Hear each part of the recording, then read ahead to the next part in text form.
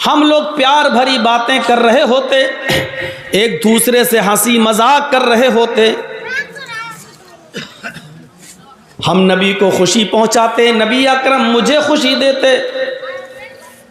हम लोग अभी हंसी मजाक कर रहे होते, हम लोग आपस में प्यार भरी बातें कर रहे होते कि इसी बीच मस्जिद से अजान की आवाज़ आती, अल्लाहु अकबर अल्लाहु अकबर। नबी अकरम के कानों में जैसे ही अजान की आवाज़ जाती, अल्लाह के नबी सल्लल्लाहु अलैहि वसल्लम मुझसे मुंह फेर लेते, मुझे धक्का देते, मुझे अपने पास से हटा देते, दोनों हाथ से मुझे दूर कर देते, फौरन चारपाई से बिस्तर से उठ जाते, वुज़ू बनाते, फिर अल्लाह के नबी अजान की आवाज़ सुनकर मुझे देखते भी नहीं, मेरी तरफ नज़र भी नहीं उठाते, और मुझे ऐसा लगता जैसे अल्लाह के रसूल मुझे जानते ही नहीं कि मैं कौन हूँ। बीवी का हक अदा कर रहे हैं, प्यार भरी बातें हो रही हैं, आपस में बैठे भी हैं, बीवी को वक्त दे रहे हैं, प्यार भरी बातें हो रही हैं, लेकिन जैसी ही अजान की आवाज़ आती, हज़रत आयशा फरमाती हमसे ऐसा मुंह फेर लेते, ऐसा लगता है जैसे मुझे जानते ही नहीं है कि मैं कौन हूँ। इतनी बेरुखी, इतनी बेरुखी कि मुझे जानते ही नहीं। ये अल्फाज, ये लफ्ज़ हज़रत आयशा की अल्फाज हैं, ऐसा लगता जैसे मुझे पहचानते ही नहीं कि मैं कौन हूँ। यानी अजान के वक्त नमाज का इतना ख्याल, बीवी का ख्याल है, लेकिन जब अल्लाह की इबादत का वक्त आया तो फिर बीवी को छोड़कर इबादत की तरफ चले गए, फिर पहचान ही नहीं रहे कि बीवी ये कौन है, और बीवी कह रही है मुझे पहचान, ऐसा लगता है कि मुझे जानते ही नहीं कि मैं कौन। ये यहां से हम अंदाजा लगाएं, बाखबर किया जाता है आपको हर अजान से, नमाज से पहले। जब नबी अकरम सल्लल्लाहु अलैहि वसल्लम ने लोगों पर 5 वक्त की नमाज फर्ज की, तो सवाल यह पैदा हुआ कि नमाज के लिए लोगों को बुलाया कैसे जाए, पता कैसे चले कि नमाज का वक्त हो गया। उस जमाने में घड़ियां तो थी नहीं, मोबाइल तो थे नहीं, सूरज से अंदाजा लगाया जाता था कि जोहर की नमाज का वक्त कौन सा है, फजर और असर का कौन सा है। सूरज के गुरूब होते ही अंदाजा लगाया जाता था मगरिब का वक्त हो गया।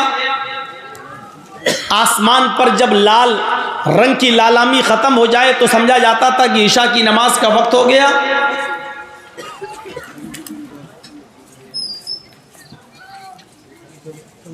मशवरा किया अल्लाह के रसूल सल्लल्लाहु अलैहि वसल्लम ने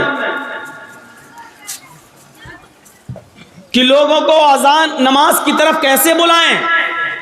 किसी ने मशवरा दिया अल्लाह के रसूल अजान, किसी ने मशवरा दिया नमाज के लिए बुलाने के लिए मोहल्ले में एक आग लगाई जाए, हर नमाज के वक्त आग लगाई जाए, जब आग जलने लगे तो लोग समझ जाएं कि नमाज का वक्त हो गया। एक सहाबी ने मशवरा दिया नहीं, जोर से घंटी बजाई जाए तो पता चल जाएगा कि अजान का वक्त हो गया, नमाज का वक्त हो गया। किसी ने मशवरा दिया कि शंख बजाया जाए, जिसको भोंपू बोलते हैं, शंख बजाया जाए जोर से, उससे पता चल जाएगा कि नमाज का वक्त हो गया। लेकिन उस वक्त मीटिंग बर्खास्त हो गई। नहीं, ना आग जलाना ठीक है, इसमें मजूसियों की मुशाबिहत हो रही है, न शंख बजाना ठीक है, न घंटा बजाना ठीक है। चलो कल गौर करेंगे कि क्या है, कल फिर मीटिंग होगी दोबारा। अल्लाह के रसूल ने सुबह फिर दूसरे दिन फिर मीटिंग बुलाई। जब मीटिंग बुलाई तो उसमें हज़रत उमर फारूक रज़ी अल्लाह ताला अन्हु ने अपना ख्वाब बयान किया कि अल्लाह के रसूल सल्लल्लाहु अलैहि वसल्लम मुझे रात में ये ख्वाब दिखाया गया है कि नमाज के लिए इस तरीके से लोगों को बुलाया जाए, अल्लाहु अकबर अल्लाहु अकबर अल्लाहु अकबर अल्लाहु अकबर, 2 बार ये अशहदु अल्ला इलाहा इल्लल्लाह अशहदु अल्ला इलाहा इल्लल्लाह दो बार ये अशहदु अन्ना मुहम्मदर रसूलुल्लाह, अशहदु अन्ना मुहम्मदर रसूलुल्लाह, दो बार ये हय्या अलस्सलाह, हय्या अलस्सलाह, दो बार ये जुमले हय्या अलल फलाह, हय्या अलल फलाह, दो बार ये जुमले अल्लाहु अकबर, अल्लाहु अकबर, एक बार फिर ये जुमला ला इलाहा इल्लल्लाह, एक बार ये जुमला। हजरत उमर ने जब अपना ये ख्वाब बयान किया तो उसमें चंद साहबा खड़े हुए और कहने लगे अल्लाह के नबी, ये ख्वाब तो आज रात में हमने भी देखा। दूसरे ने कहा ये हमने भी देखा। एक और उठा कहने लगा ये तो हमने भी देखा। नबी अकरम सल्लल्लाहु अलैहि वसल्लम ने फरमाया इतने लोगों का यही ख्वाब देखना इस बात की दलील है कि अल्लाह ताला हमसे नमाज के लिए यही चाह रहा है कि इन कलमात के ज़रिए लोगों को बुलाया जाए। जबकि खुद अल्लाह के रसूल हैं, नबी हैं। जिब्राईल अमीन आकर कह सकते थे कि अजान दिलवाओ, लेकिन जिब्राईल को नहीं भेजा, वही नहीं आई। सिर्फ सहाबा किराम ने ख्वाब देखा और अल्लाह के रसूल ने सहाबा किराम के ख्वाब को ही अल्लाह की तरफ से ख्वाब मानकर उसी को लागू कर दिया, नाफिज कर दिया कि आज के बाद हर अजान के वक्त, नमाज के वक्त यह अजान दी जाएगी। बहुत अहम मसला है अजान का, इसमें भी हिकमत छिपी हुई है। नमाज से पहले, अरे भाई जब लोगों को बुलाना ही है, किसी से भी खड़ा करके पूछो अच्छा बताओ अजान क्यों होती है, तो आदमी कहेगा कि नमाज के लिए, ताकि पता चल गया नमाज का वक्त हो गया है, इसीलिए तो अजान होती है। लेकिन यह मकसद नहीं है। आज तो घड़ी है, पता चल जाएगा जोहर कब हो रही। गूगल में तलाश करिए, आपको आपके डिस्ट्रिक्ट मालदा का पूरा आपके गूगल पे सर्च करेंगे तो आ जाएगा जोहर कितने बजे, असर कितने बजे, मगरिब कितने बजे, इशा कितने बजे, फजर कितने बजे। आज अजान की क्या जरूरत है? अगर नमाज के लिए अजान हो रही है उसका वक्त बताने के लिए, तो वक्त के लिए तो आजकल गूगल बतला रहा है कि जोहर का ये वक्त, असर का ये वक्त, मगरिब का ये वक्त, इशा का ये वक्त, फजर का ये वक्त। नहीं, कुछ और उसूल है। और सुनो, अगर नमाज के लिए आजान दी जाती है तो आपको मालूम होना चाहिए अजान के लिए, नमाज के लिए अजान अगर दी जाती तो हय्या अलस्सलाह का लफ्ज पहले आना चाहिए था। हय्या अलस्सलाह का माना क्या है? आओ नमाज के लिए। लेकिन हय्या अलस्सलाह पहले नहीं कहा जा रहा है। पहले क्या कहा जा रहा है? अल्लाहु अकबर, अल्लाहु अकबर। इस जुमले का नमाज से क्या कनेक्शन है, जरा कोई बताए हमें। भाई नमाज में तो वैसे ही आदमी कहता है अल्लाहु अकबर, कहता है कि नहीं कहता है? मैं थोड़ी सी स्पीड स्लो कर रहा हूं ताकि आपको जहन में बिठा सकूं ये बात। अभी तेज स्पीड में बोलूंगा तो आधी बातें दिमाग में आएंगी और आधी निकल जाएंगी आपके। सुनिए क्या कह रहे हैं हम? अल्लाहु अकबर, अल्लाहु अकबर। थोड़ा दिमाग लगाओ, इस अल्लाहु अकबर का नमाज से क्या कनेक्शन है? नमाज में तो आदमी वैसे ही कह रहा है अल्लाहु अकबर, फिर अजान में अल्लाहु अकबर कहने का क्या मतलब है?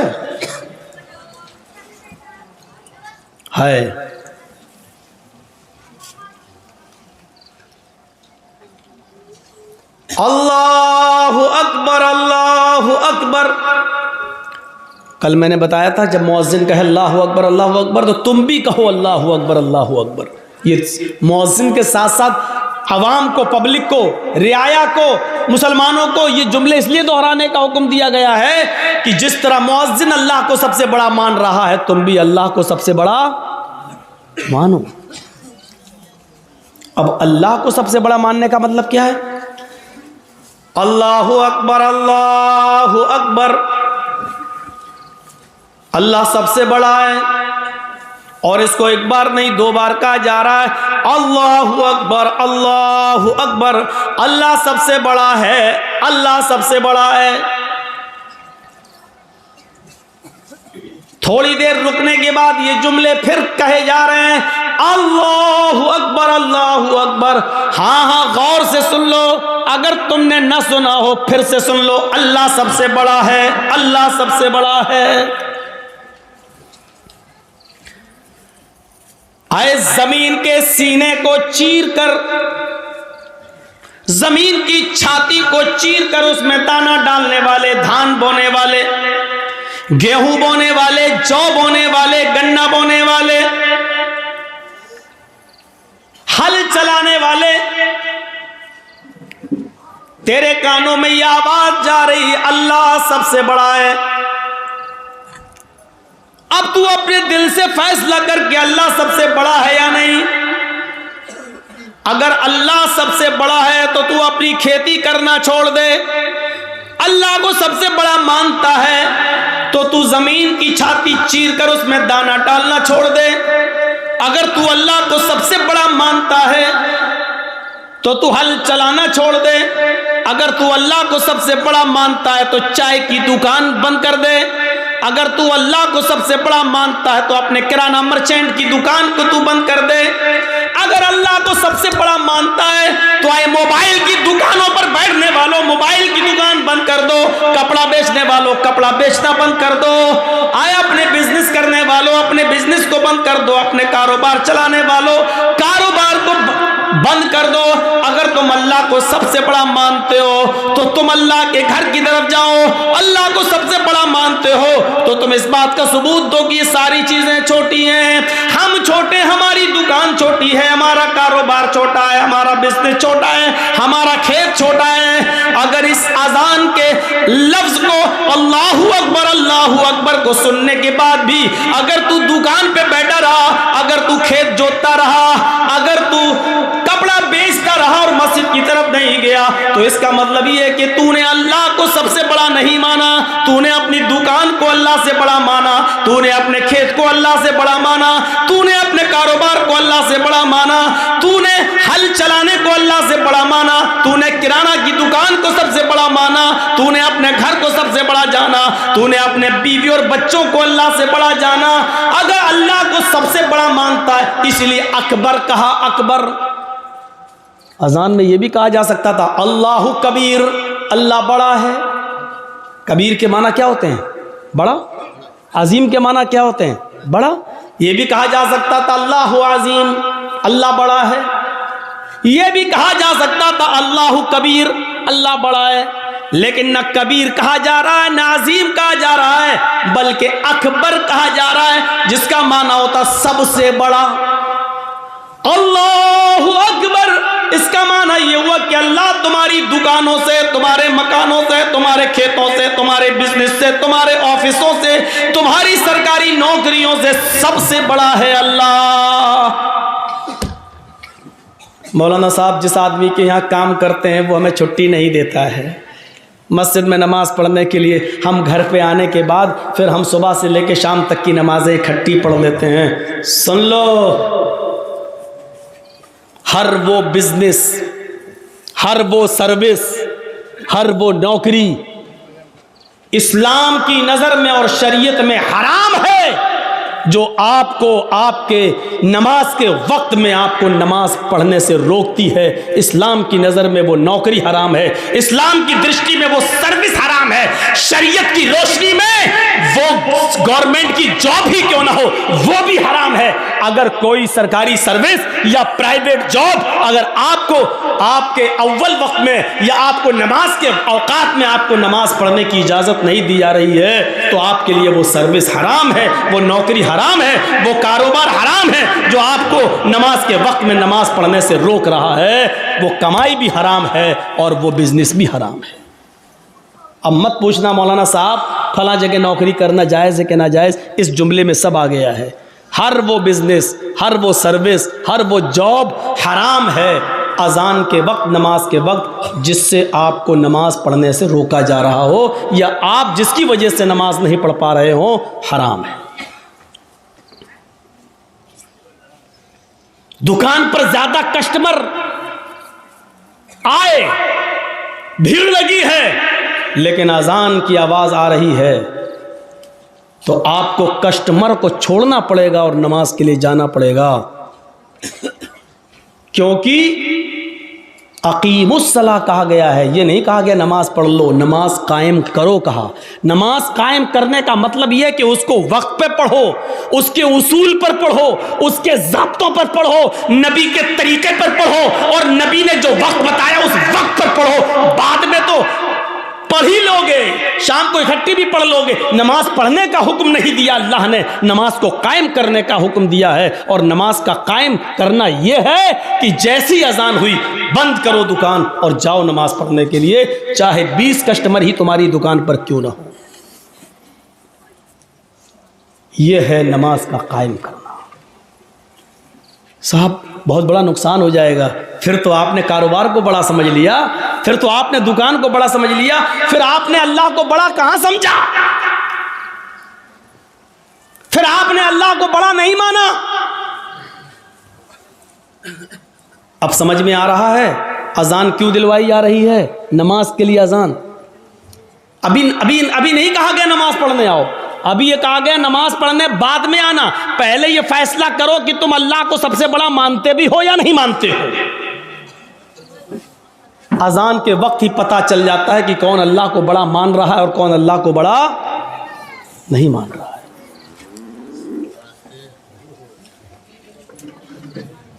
अजान के वक्त ही पता चल जाता है। इस जुमले को बार बार 2 बार कहा जा रहा है और फिर 2 बार और कहकर 4 बार कहा जा रहा है। पूरी अजान उठा लो, 4 बार कोई जुमला नहीं कहा गया, सबसे पहले यही जुमला 4 बार कहा जा रहा है। अल्लाहु अकबर, अल्लाहु अकबर 2 बार हो गया। अल्लाह सबसे बड़ा है, हाँ अल्लाह सबसे बड़ा है। आए कारोबार में मसरूफ रहने वालों, आए खेतों में मसरूफ रहने वालों, आए ऑफिस में बिजी रहने वालों, हाय सरकारी और प्राइवेट जॉब में मशगूल रहने वालों, हाय दुकानों में मसरूफ रहने वालों, अपने अपने घरों में बिजी रहने वालों, दोबारा फिर सुन लो, अल्लाहु अकबर, अल्लाहु अकबर। अल्लाह सबसे बड़ा है, अल्लाह सबसे बड़ा है, तुम्हारे कारोबार से बड़ा। अल्लाहु अकबर असल में इसमें तफजील का जो इस्तेमाल होता है वो मिन के जरिए भी होता है। इसके बाद ये लफ्ज साइलेंट है जो दिल में रखा जाता है लेकिन बोला नहीं जाता है। अजान पूरी क्या है, अल्लाहु अकबर का पूरा जुमला क्या है, अल्लाहु अकबर मिन कुल्ली शैइन, ये है। समझ में आ रहा है ना? बहुत स्लो बोल रहा हूं, अभी स्पीड बढ़ेगी मेरी, अभी इतना जहन में रखिए। अजान का सही जुमला क्या है, अल्लाहु अकबर मिन कुल्ली शै, लेकिन मिन कुल्ली शै नहीं बोला जाता है, लेकिन वो दिल में रहता है। मिन कुल्ली शै का मतलब क्या हुआ, हर चीज से। अब तर्जुमा क्या होगा, अल्लाहु अकबर मिन कुल्ली शै, अल्लाह हर चीज से बड़ा है। लेकिन मिन कुल्ली शैइन बोला नहीं जाएगा। जैसे इंग्लिश में नाइफ किसको कहते हैं, चाकू को। नाइफ के माना चाकू, लेकिन के लिखा जाता है, बोला नहीं जाता, वो साइलेंट रहता है। नी मानी घुटना, इंग्लिश में नी मानी घुटना, लेकिन के लिखा होता है लेकिन बोला नहीं जाता, पढ़ा नहीं जाता। ऐसी अरबी जबान में आजान का पहला जुमला है अल्लाहु अकबर मिन कुल्ली शै, मिन कुल्ली शै।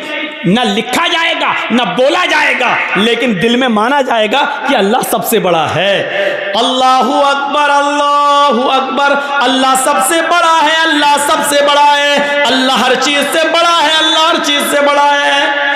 इस जुमले को सुनकर भी अपने घरों में रहने वालों, अपनी दुकानों में बैठने वालों, अपने खेतों में खेती करने वालों, अनाज काटने वालों, फलों में व्यस्त रहने वालों, आम के पेड़ों में मसरूफ रहने वालों, लीची के बाग देखने वालों, बीड़ी सिगरेट बनाने वालों, सुन लो सुन लो सुन लो, दोबारा सुन लो, अल्लाह सबसे बड़ा है, अल्लाह सबसे बड़ा है।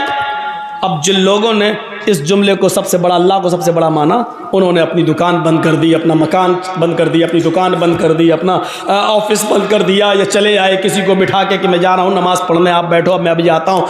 अब जो लोग चले, इसका मतलब ये है कि वो अल्लाह को सबसे बड़ा मान लिए। पहली चीज़ याद रखना, इन्होंने अल्लाह को बड़ा मान लिया। अजान सुनने के बावजूद जिन लोगों ने अपनी दुकानों में बैठना गवारा कर लिया, खेतों में रहना गवारा कर लिया, सुन लो, उन्होंने अल्लाह को बड़ा नहीं माना। उन्होंने अपने आप को, अपने कारोबार को और अपने बिजनेस को अल्लाह से बड़ा माना है। और ये लोग जंग कर रहे हैं अल्लाह से। अब अल्लाह से जंग कर रहे हैं तो जीतेंगे या हारेंगे, इसका जवाब हमें देने की ज़रूरत नहीं। आप खुद अपने दिल से फ़ैसला कर लो, क्या दुनिया में कोई ताकत ऐसी है जो अल्लाह का मुकाबला कर सके और जो अल्लाह से जीत सके। अब जिन्होंने बड़ा माना वो चले गए, घर छोड़ के वुजू बनाया, चलने लगे मस्जिद में, जाने लगे मस्जिद की तरफ। और इसमें तो कोई शक ही नहीं है, घर से जो लोग वुजू बनाकर मस्जिद की तरफ जाते हैं, बहरहाल सवाब मिलता है। एक ज़ईफ़ रिवायत में तो यहाँ तक आता है कि अगर कोई शख्स घर में वुजू बनाता है और वो घर से वुजू बनाकर मस्जिद में जाता है तो उसको एक हज का सवाब दिया जाता है। तो घर से वुजू बनाने की बहरहाल फजीलत तो है ही। अगरचे हम इस ज़ईफ़ हदीस को अगर न भी माने और ये मान लें, तो कम से कम इतना तो मानो कि घर से वुजू बना के चलना ये बहरहाल बहुत बड़ी सवाब की बात है और बहुत बड़ी नेकी की बात है। अब जो लोग मस्जिद में आ गए, तो अब उनको कहा जा रहा है, जो लोग घरों में हैं उनको नहीं कहा जा रहा है। अब जो लोग अजान के ये पहला जुमला सुनकर घरों में वुजू बनाकर निकल रहे हैं, उनसे अब कहा जा रहा है अशहदु अल्ला इलाहा इल्लल्लाह।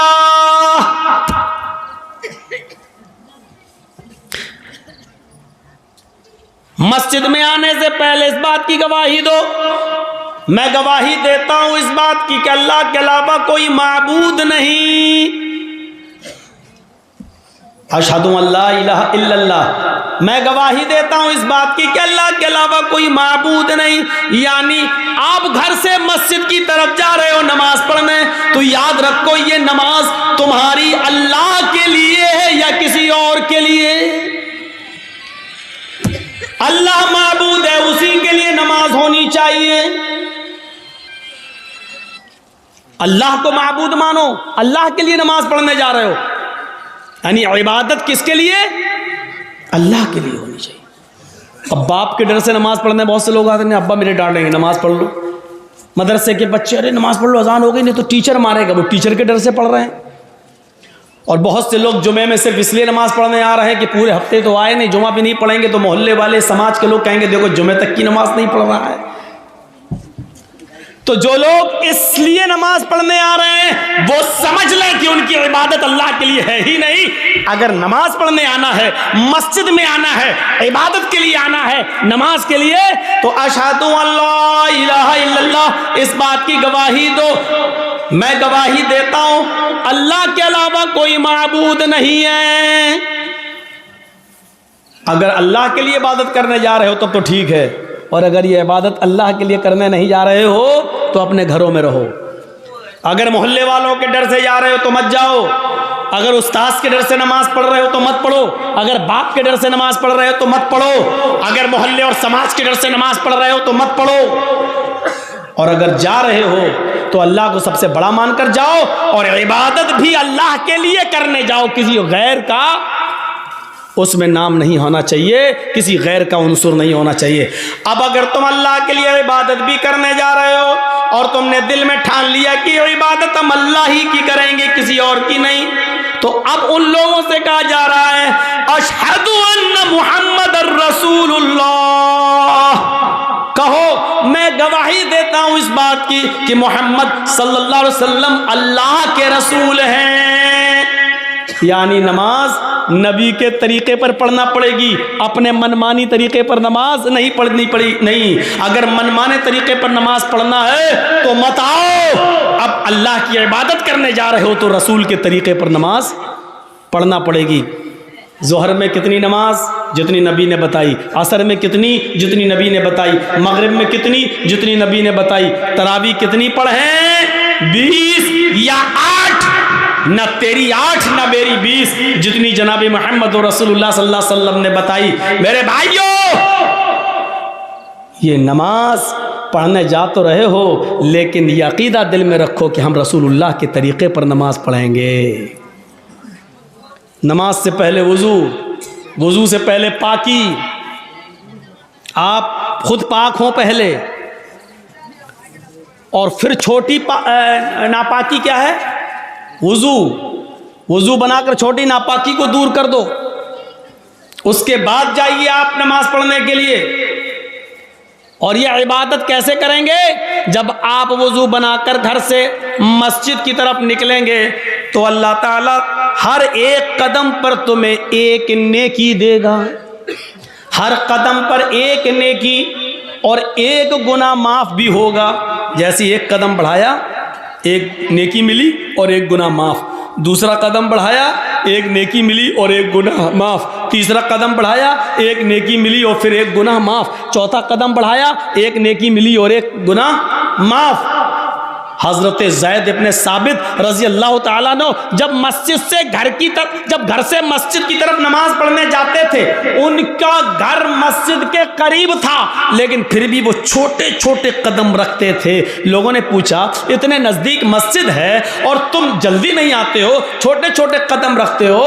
तो उन्होंने यही हदीस पढ़ के सुनाई थी कि अल्लाह के नबी ने फरमाया, तुम में से जब कोई शख्स मस्जिद में नमाज के लिए जाता है तो उसके हर एक कदम पर एक नेकी मिलती है और एक गुनाह माफ हो जाता है। मैं इसलिए छोटे छोटे कदम रखता हूं ताकि मेरे कदम की गिनती ज्यादा हो जाए, मुझे नेकियां ज्यादा मिल जाएं और मेरे गुनाह ज्यादा से ज्यादा मिट जाएं। तो मेरे प्यारे साथियों, ये आपको तभी मिलेगा जब आप घर से वुजू बनाएंगे, और वुजू बनाने के बाद जब घर से निकलेंगे तो हालत वुजू का सवाब और वुजू में नमाज के लिए जो कदम उठेंगे ये बावुजू होकर जब उठेंगे तो उस पर और ज्यादा सवाब।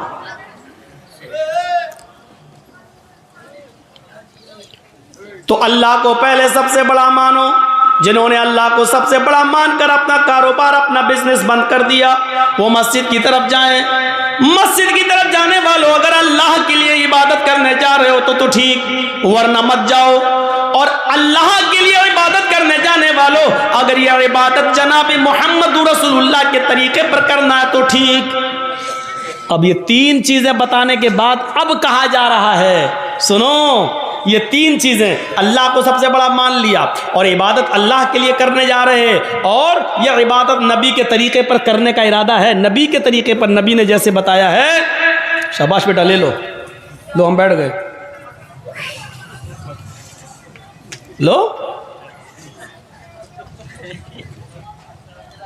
ये लड़का आगे चल के क्या बनेगा बताइए तो?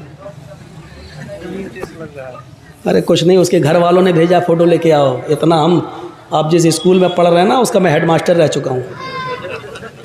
ये बच्चा क्या जाने बेचारा फोटो लेके, उसको किसने भेजा हम लोग सब समझ रहे हैं। चलो, तो हो गया बेटा, वीडियो बना रहे हो क्या? ओ, ये सब बन रही है, ये सब बन रही है। अरे आजकल के बच्चे, अभी शादी कर दो तो 2 बच्चों का बाप बन जाएगा। ये आजकल की औलाद है भैया, आजकल की औलाद। तो मेरे भाइयों सुनो, 3 चीजें बताई गई। उसके बाद पहले अल्लाह को सबसे बड़ा मानो, दूसरा जब अल्लाह को बड़ा मान लिया तो इबादत अल्लाह के लिए करो, और इबादत जब अल्लाह के लिए करने का पूरा अज़्म हो गया तो ये इबादत रसूलुल्लाह के तरीके पर करो, नबी के तरीके पर, रसूल के तरीके पर। कुछ नहीं चलेगा तेरा। नबी ने 1 रकात में 1 रुकू किया, 1 ही करना है। नबी ने 1 रकात में 2 सजदे किए, 2 ही करना है। नबी ने ज़ोहर में 4 पढ़ी, अगर तू 6 पढ़ेगा तो गुनाहगार होगा। नबी ने मगरिब में 3 पढ़ी, अगर तू 4 पढ़ेगा तो गुनाहगार होगा। नबी ने फजर में 2 पढ़ी, अगर तू 3 या 4 पढ़ेगा तो गुनाहगार होगा। नमाज उतनी ही पढ़ना है जितनी जनाबी मोहम्मद रसूलुल्लाह ने बताई है। तो मेरे भाइयों, अगर ये तरीका नबी का मानते हो तो अब ये 3 चीजें जब तुमने मान ली तब कहा जा रहा है हय्या अलस सलाह, अब आओ नमाज के लिए।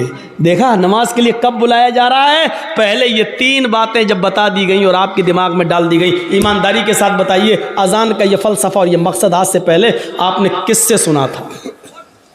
हमें तो ये मालूम था कि नमाज अजान हो रही, चलो नमाज पढ़ना है, नमाज के लिए अजान हो रही। नहीं, नमाज के वक्त को बताने के लिए घड़ी काफी है। नमाज के वक्त को बताने के लिए आजकल टाइम मोबाइल बतला रहा है। नमाज का वक्त बताने के लिए अजान नहीं है, अजान अल्लाह को सबसे बड़ा बताने के लिए और इबादत अल्लाह की बताने के लिए और तरीका जनाबे मोहम्मद रसूलुल्लाह का बताने के लिए ये अजान दी जा रही है। जब ये 3 चीजें आपने एक्सेप्ट कर ली, कबूल कर ली, तब कहा जा रहा हय्या अलस सलाह, आओ नमाज के लिए। अब ये नमाज तुम्हें भलाई पर पहुंचाएगी, ये नमाज तुम्हारे लिए भलाई का रास्ता खोलेगी। इसलिए क्या कहा जा रहा है? हय्या अलल फलाह, आओ ऐसी नमाज पढ़कर भलाई पर, भलाई के लिए आओ, भलाई के हय्या अलल फलाह, आओ कामयाबी की तरफ, आओ भलाई की तरफ। यानी जब अल्लाह की इबादत करोगे और रसूल के तरीके पर करोगे तो ये नमाज तुम्हारे लिए भलाई का रास्ता है, ये नजात का जरिया है, ये नजात का जरिया। और अगर अल्लाह के लिए नहीं है और रसूल के तरीके पर नहीं है तो ये नमाज भी नहीं है और भलाई भी नहीं है, भलाई भी नहीं।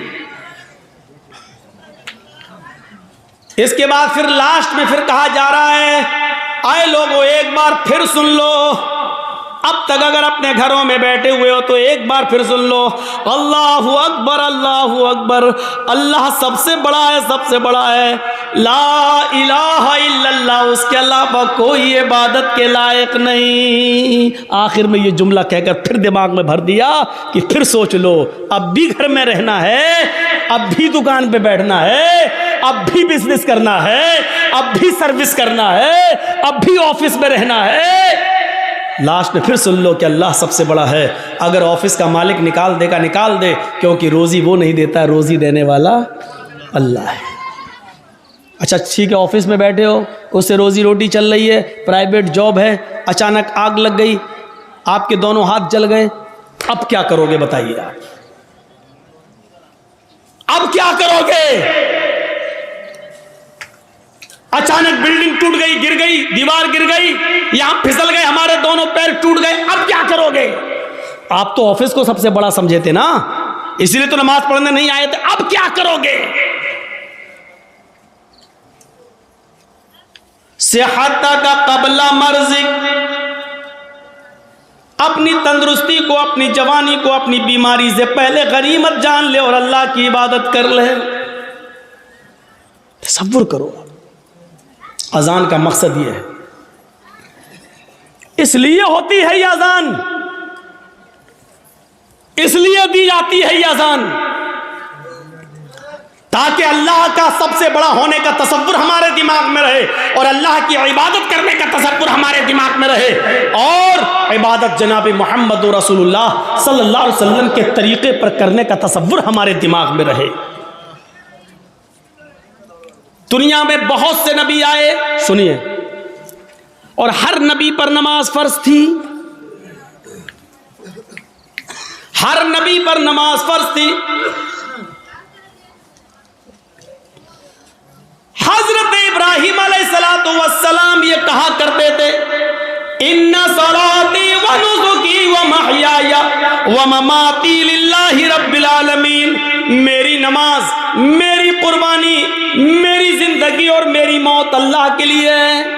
कुरान कह रहा है ना, इन्ना सलाती व नुसुकी व महयाया व ममाती लिल्लाहि रब्बिल आलमीन, मेरी नमाज, मेरी कुर्बानी, मेरी जिंदगी, मेरी मौत किसके लिए?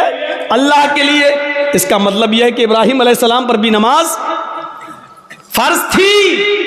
जब अपनी बीवी हाजरा को और अपने बच्चे छोटे इस्माइल को जब छोड़ दिया था बियाबान जंगल में, और जब चले गए बहुत दूर, बीवी और बच्चे की आंखों से ओझल हो गए।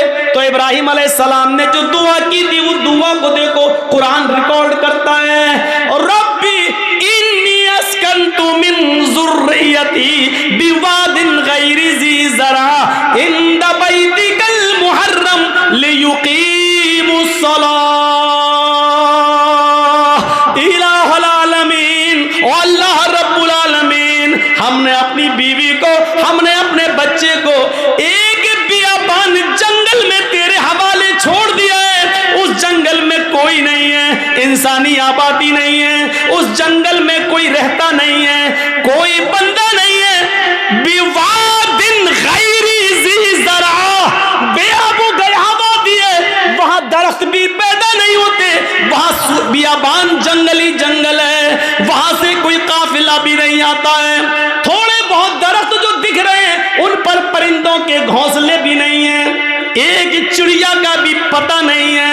ऐसी बियाबान जंगल में जो गैर आबाद है, गैर ज़ी ज़रा है, उस जंगल में हमने अपने बीवी बच्चों को छोड़ दिया है। इंद बैतिकल मुहर्रम, तेरे काबिले एहतराम घर के पास, जहां तेरा घर तामीर होगा, जहां हमें तेरा घर बनाना है, जहां खाने काबा को बनाना है, जहां किबला बनना है, जहां किबले की तामीर होना है, तेरा घर बनना है, ऐसे घर के पास हमने अपने बीवी बच्चे को छोड़ दिया है। लियुकीमुस सलाह, ताकि उससे फैलने वाली ज़ुर्रियत, मेरे बीवी बच्चे लियुकीमुस सलाह, नमाज कायम कर सकें, नमाज अदा कर सकें, नमाज पढ़ सकें। अपने बीवी को और बच्चे को छोड़ दिया है, एक भी परिंदा नहीं है, काफिला नहीं है, इंसान नहीं रह रहा है, साए साए बीतती है, खतरनाक जानवरों का डेरा है, लेकिन यही खाने काबा बनना है,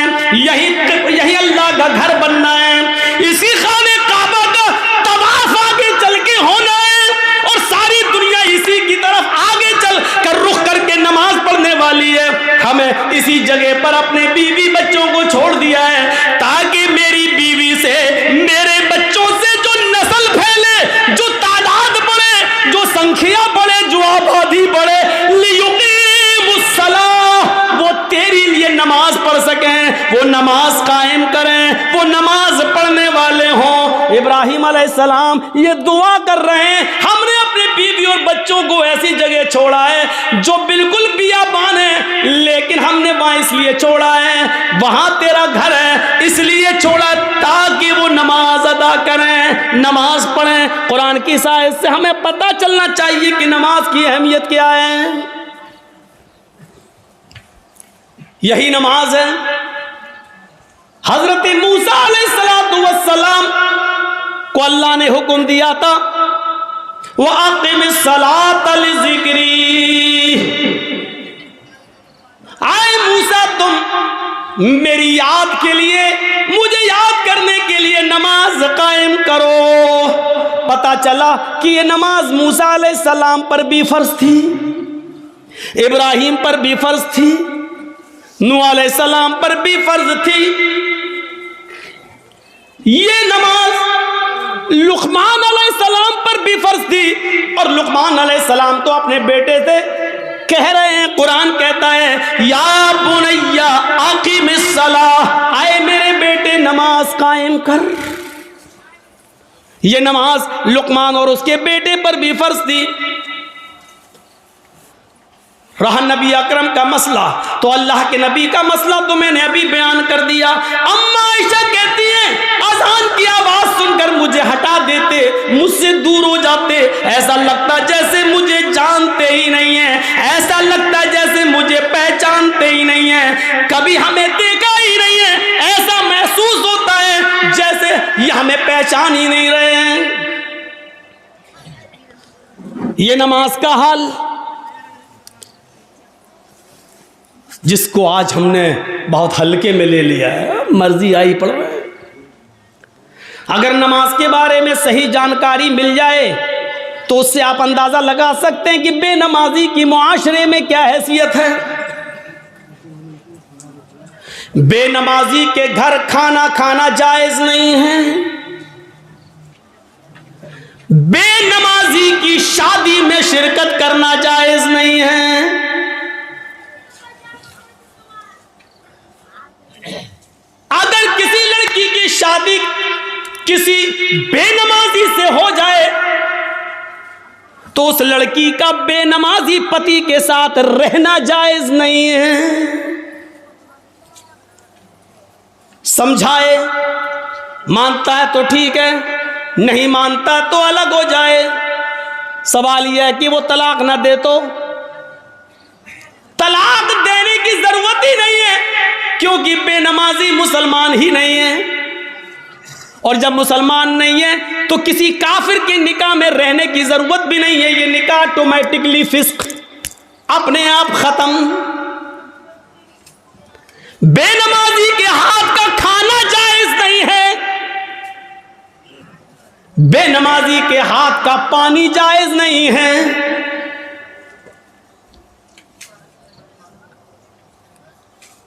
बेनमाजी अगर मर जाए तो उसकी नमाज़े जनाजा पढ़ना जायज नहीं है। बेनमाजी अगर मर जाए तो उसको मुसलमानों के कब्रिस्तान में दफन करना जायज नहीं है। क्या क्या बताऊं।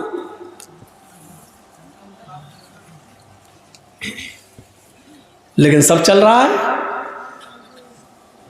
कितना बड़ा दिल गुर्दा है आज, जिसकी हैसियत ये हो और शादी के मौके पर हम ये ना देखें। पूछते हैं लड़की पढ़ी लिखी है? हाँ। कितनी? कुरान पढ़ी है। कितना बड़ा कारनामा है, कुरान पढ़ी है। और कुरान खुलता कब है? रमजान में। फिर पूरे रमजान तक बंद रहता है। फिर जब रमजान का महीना आएगा तब वो कपड़े से खुलेगा, धूल उस वक्त धूल साफ होगी, अपने जहेज के बर्तन रोज धोएगी, अम्मा की और बाप की तरफ से मिले हुए बर्तन रोज धोएगी। लेकिन कुरान जिस जुज़दान में लिपटा हुआ है उसको महीनों हो जाते हैं, उसको साफ करने की नौबत नहीं। जिस तरीके से बेनमाजी औरत बेनमाजी आदमी के साथ नहीं रह सकती, उसी तरीके से नमाजी शौहर के साथ बेनमाजी औरत नहीं रह सकती।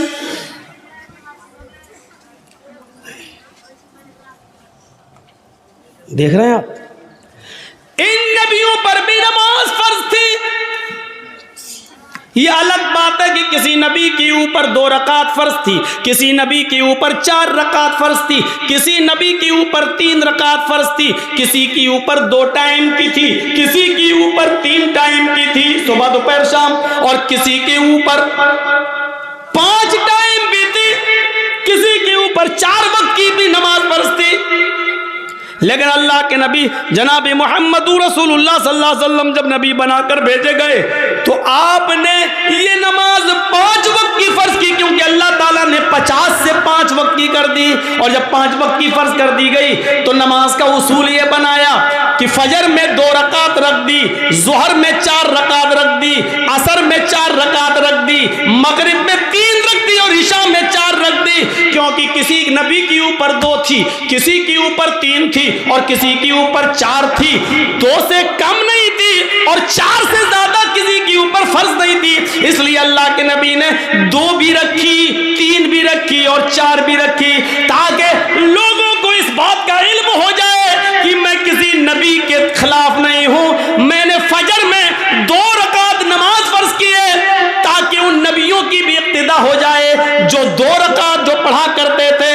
3 रकात भी मैंने मगरिब में रख दी है, क्योंकि कुछ नबियों पर 3 वक्त 3 रकात फर्ज थी, तो मैंने उनको की 3 रकात भी रख दी ताकि उस नबी की सुन्नत भी जिंदा हो जाए। और जिन नबियों पर 4 रकात फर्ज थी हमने जोहर, असर और इशा में 4 रकात फर्ज कर दी ताकि उस नबी की सुन्नत पर भी अमल हो जाए। मैं नबियों का मुखालिफ नहीं हूं, मैं रसूलों का मुखालिफ नहीं हूं। हाँ, मैं आखिरी नबी हूं। अब तरीका मेरा चलेगा, अब रास्ता मेरा चलेगा। दुनिया में 3 किस्म की मखलूक है। एक मखलूक जो हमेशा खड़ी रहती है, जैसे पेड़, दरख्त, पहाड़, ये खड़े हैं। कुछ मखलूक झुकी हुई होती है, जैसे भैंस, बकरी, गाय, भेड़। आप देखिए हम लोग जब ऐसे रुकू में चले जाएं तो बिल्कुल वही शक्ल हो जाती है, और कुछ मखलूक ज़मीन से चिपकी हुई होती है, जैसे छिपकली, चूहा। दीवार पे भी चढ़ेगा तो चिपका हुआ होगा, ज़मीन पे होगा तो ऐसे होगा। ये तीन ही किस्म की मखलूक है, चौथी कोई किस्म नहीं है। और अल्लाह कहता है युसब्बिहु लिल्लाहि मा फिस समावाति व मा फिल अर्द, ज़मीन व आसमान की सारी मखलूक अल्लाह की तस्बीह बयान कर रही है, अल्लाह की हम्द व सना बयान कर रही है। अल्लाह के नबी सल्लल्लाहु अलैहि वसल्लम ने नमाज में ये तीनों कंडीशन लागू कर दी है। अल्लाहु अकबर।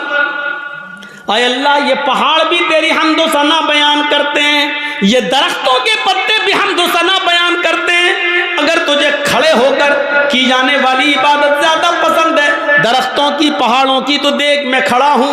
अल्लाहु अकबर। मेरी इस अदा को कबूल कर ले। अगर तुझे चार पैर वाले जानवरों की इबादत ज़्यादा पसंद है तो देख मैं झुक गया हूँ। अल्लाहु अकबर। मैंने रुकू कर लिया है, देख मैंने भी उनकी तरह शक्ल बना ली है। अगर तुझे छिपकली, चूहे और जमीन पर रेंगने वाले कीड़े मकोड़े, सांप, बिच्छुओं की इबादत और उनकी तस्बीह पसंद है तो देख मैं सजदा कर रहा हूं। अल्लाहु अकबर। जमीन पर चिपक गए, सजदा कर लिया। ऐ अल्लाह, अगर तुझे ये हयात पसंद है तो मैं भी इस हयात को कर रहा हूं। तीनों चीजें नमाज के अंदर लागू कर दी हैं। पता नहीं अल्लाह को कौन सी अदा ज़्यादा पसंद है। अल्लाह तीनों अदाओं में से जो तुझे पसंद है वो कबूल कर ले।